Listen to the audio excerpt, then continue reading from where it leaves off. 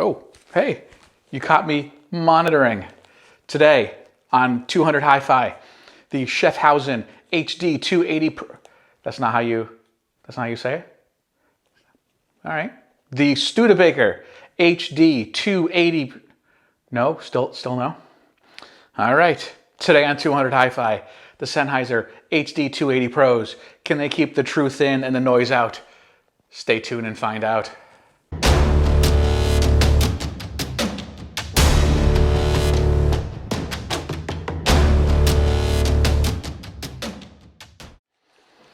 Hey everybody, thanks for joining. My name is Evan and this is 200 Hi-Fi, the YouTube channel that focuses on sub $200 hi-fi listening equipment. Today, we are reviewing a set of monitoring cans that are very near and dear to my heart, the HD280 Pro.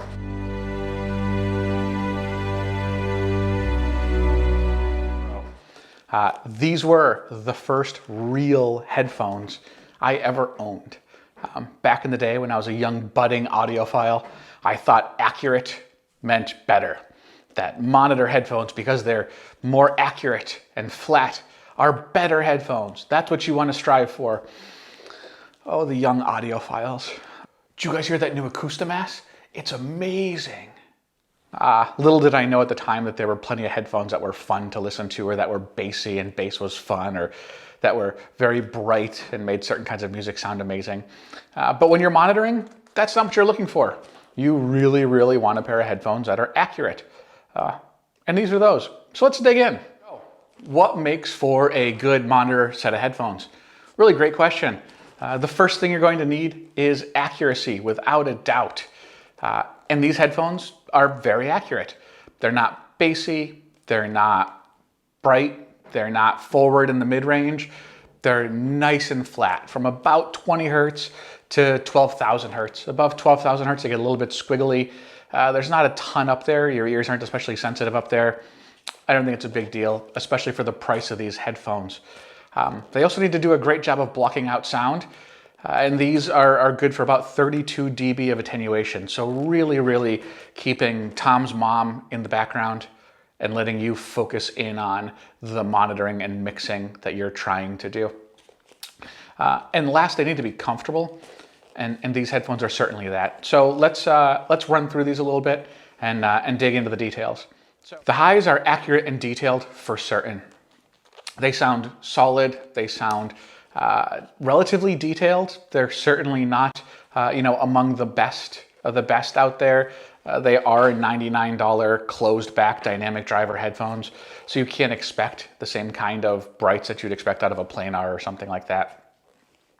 They're a little bit smooth up top too. So I think some of the detail is just slightly blended over. It doesn't lead to a blurry sound or sibilance or anything like that at all. It's just not that super nuanced detail that you might expect. Cymbals sound great, sound open and full, but don't really have that shimmer after effect like you'd really hope for in the sort of best of the best. Mids. This is a critical area for a monitoring headphone. And these things are dead flat across the mids. They sound really, really good, just like the highs. So the vocals are present. They're not forward. They're not recessed. They really, really do just strike a very, very nice balance. They're smooth and natural, and again, smooth in the same sort of way that the treble was. Maybe just a little bit sanded over almost, the little peaks and troughs, just a little smoother than would make for an ideal set of headphones. But they are dead flat across the mids. And the mids are actually the area that the human ear is most sensitive to. So Sennheiser working to design these to make sure they're very flat in that most critical area. Huge win for anybody out there looking to monitor. And honestly, anybody just out there looking to listen to music. They sound really nice. The bass. Okay. The bass is where I struggle a bit with these headphones. All of the notes are present. All of the notes are represented. The bass sounds all right, but it's just not full. It certainly could never be considered forward. And as someone like myself, and I'm not proud to say this, but who's a bit of a bass head, Oh yeah. They don't deliver, unfortunately. Again, all of the notes are there. And from a monitoring perspective, I think this is probably right where you should be. But if bass is your thing, especially if you're coming from another set of headphones that might be a little V-shaped, peaky bass, you're just not gonna find these satisfying from that perspective. If you're not listening to music that's full of bass, you'll actually find them very satisfying. So, interesting little caveat, but certainly not a deal breaker. All right, let's talk about the fit and the build. So let's start with the fit.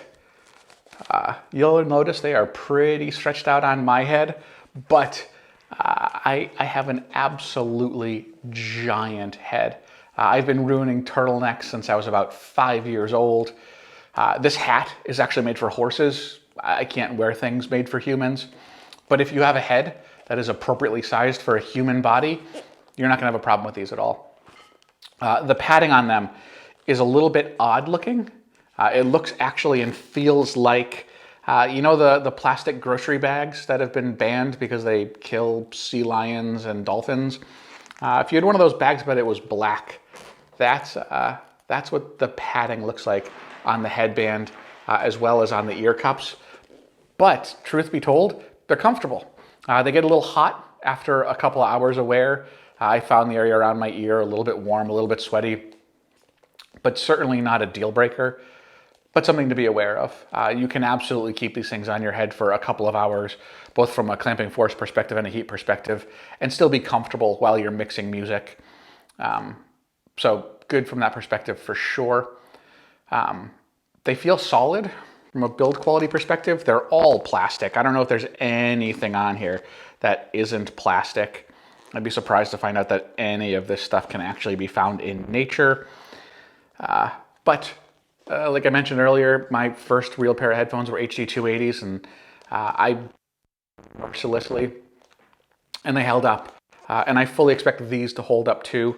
You know, they're built to a price, but they're built for a purpose, right? They're built to be on your head all day long monitoring. You know, I think that's why they've got this, you know, stretchy cord so you can pull away from your station and not pull the headphones off your ears or break them.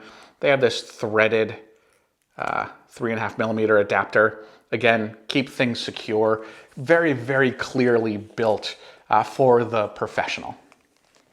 Sennheiser HD280 Pros, solid monitoring headphones, 99 bucks, built for professionals. What more could you ask for?